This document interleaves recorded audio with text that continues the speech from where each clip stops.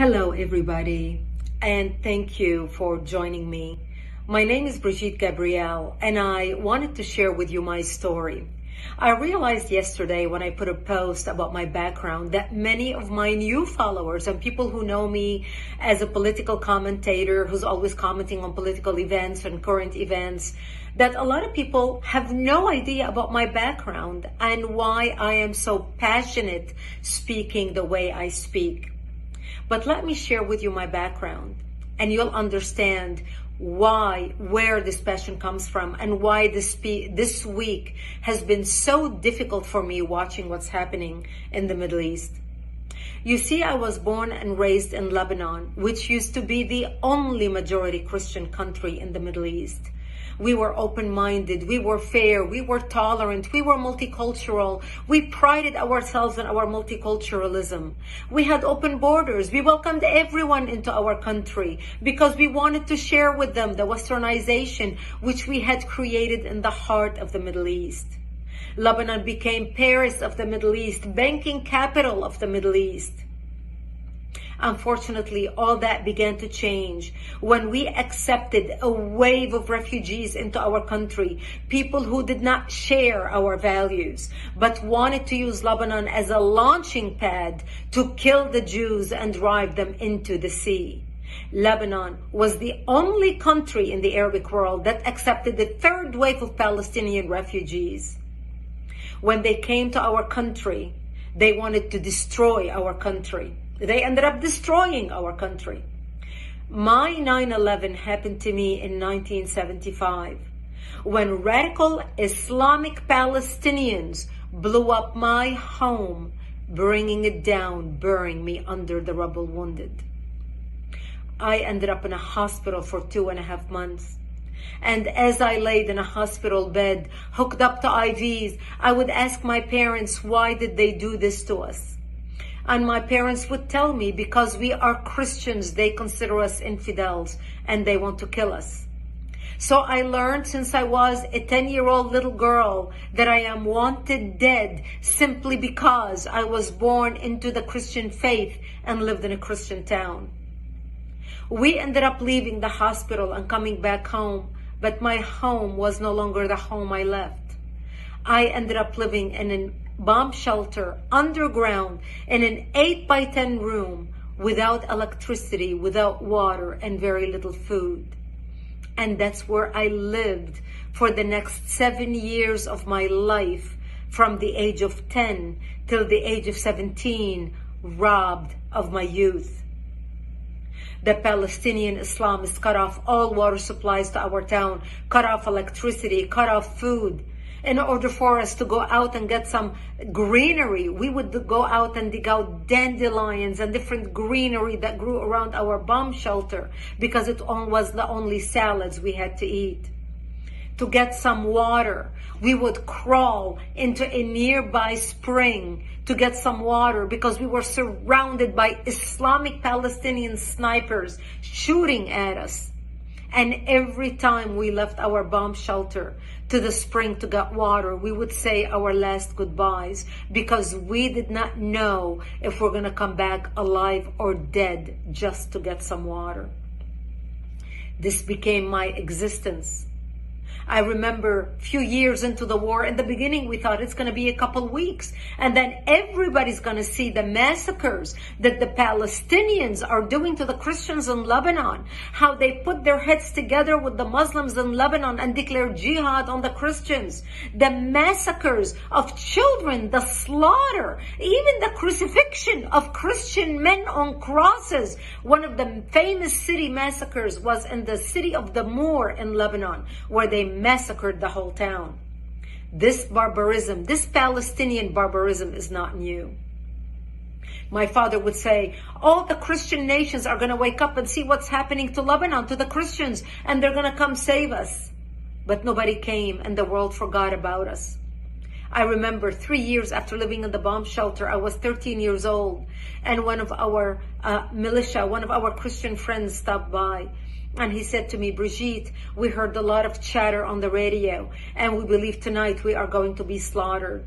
And he said, if I don't see you tomorrow, I wish you a merciful death. and he left. And I remember at the age of 13, dressing in my Sunday best, my Easter dress, because I wanted to look pretty, because I knew that when they come to slaughter me, there would be no one to bury me, and I wanted to look pretty when I'm dead. And I remember my mother combing my long black hair as I sobbed, begging her, I don't want to die. I'm only 13 years old. Please do something. I don't want to die. And there was nothing my mother could say to me. And I remember sitting in the corner of our bomb shelter, and my father started reading from Psalms. I shall walk into the valley of death and fear no evil, for thou art with me. And my parents said to me, when they come to slaughter us tonight, we will create a distraction. You're an only child. You're a young child. We lived a long life. We will create a distraction, and you just run towards Israel, run towards the Israeli border, and don't look back. You see, we knew if we run to the Jews and beg for help, the Jews are not going to slaughter us, because we had more shared values with them than we had with the Muslims. Thank God I did not have to make that decision that night, because that's the night when Israel came in physically into Lebanon and established the security zone and kicked out the radical Islamic Palestinian element that surrounded our town. And Israel set up artillery bases in the hills surrounding our town. And that's how we survived for another 5 years, until 1982, when Israel invaded Lebanon, working with the Christians, trying to help the Christians take back their country, take back their democracy, and kick out the radical Islamic element that had taken control of the country at that time. We had 11 Islamic terrorist organizations operating out of Lebanon, including the PLO, the Palestinian Liberation Organization. And Israel finally ended up kicking Yasser Arafat and his cronies all the way to Tunisia. And that's how we came out of the bomb shelter and back to rebuilding our lives.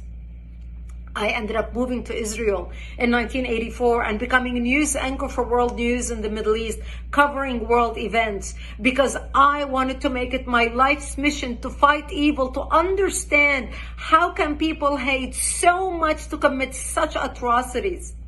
My life story is detailed in a book titled Because They Hate. A survivor of Islamic terrorism warns America.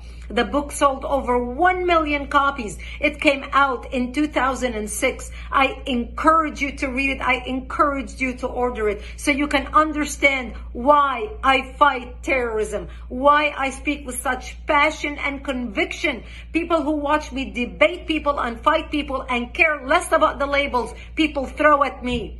They call me radical. They call me a hater. I don't hate anybody. I pray for the Middle East. Today I'm praying for the Jews, for the Palestinians, for the Lebanese, for the innocent people who are dying or who are going to die because of the work of Hamas, because of the work of Hezbollah, because of the work of Iran, because of the crazy radicals who want to kill, who want to create mayhem on the world. We must stand up against barbarism. Barbarism done in the name of any people, of any religion, is not acceptable. Barbarism is when you shoot babies in their cribs. Barbarism is when you decapitate babies. Barbarism is when you rape women and kill them. Barbarism is when you kidnap old grandmas and you kidnap children and you put them in cages with the sole purpose of torturing them and killing them. This is barbarism, unacceptable under any name from any people, from any religion. That's why the good people need to stand up against terrorism, against Islamic terrorism. Because what starts in the Middle East doesn't end in the Middle East. What starts in Israel doesn't end in Israel.